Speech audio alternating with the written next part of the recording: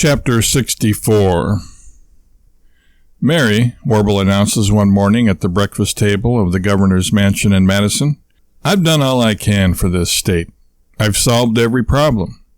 Every Packers game is watched by all who want to see it. And, although I have instructed the CHU, Cheesehead Underground, to monitor all those who don't watch the games, I have exercised superhuman restraint and have not had any of them arrested, let alone executed. Besides that, as if that weren't enough, every goose in the state has been diapered. And, thanks to me, realizing as they do that virtually the whole state is watching them, the Packers have ratcheted their play up to another level. Wisconsinites have to be very creative now to find anything to complain about. The other day, I was listening to two of our police officers up in Rhinelander. When were you in Rhinelander? Mary interjects. She doesn't remember him having ever gone there. Who said I was in Rhinelander? Warble replies, irritated at the interruption. I said I was listening to two of our police officers up there. You can hear from here to Rhinelander? Mary asks, confused. Mary, don't be so naive. All the police cruisers are bugged, naturally. We need to know what our representatives out there on the highways and byways are thinking and talking about. Anyway, as I was saying before I was so rudely and ignorantly interrupted, things are going so well here in America's Dairyland that people have to come up with stuff like this to complain about. One of the officers said to the other, "Did you watch the Packers game last night?" The other officer says, "No, I had to work." The first officer replies, "It was a disgrace.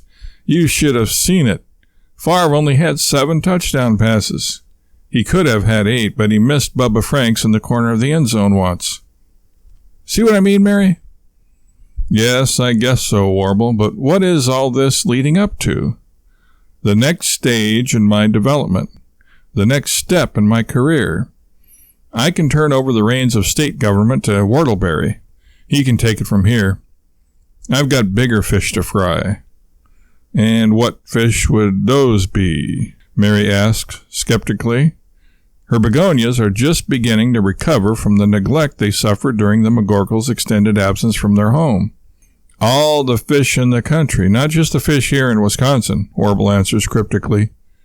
Mary raises an eyebrow questioningly, and Warble goes on.